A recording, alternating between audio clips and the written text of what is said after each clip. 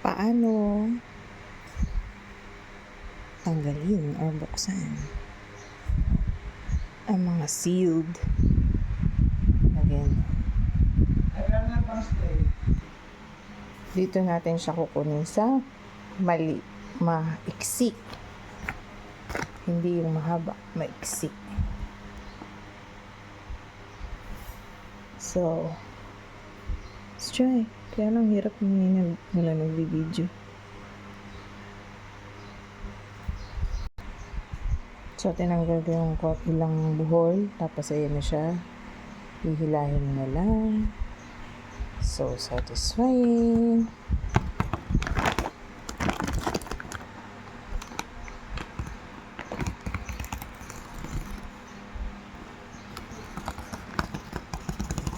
Wee! Well done.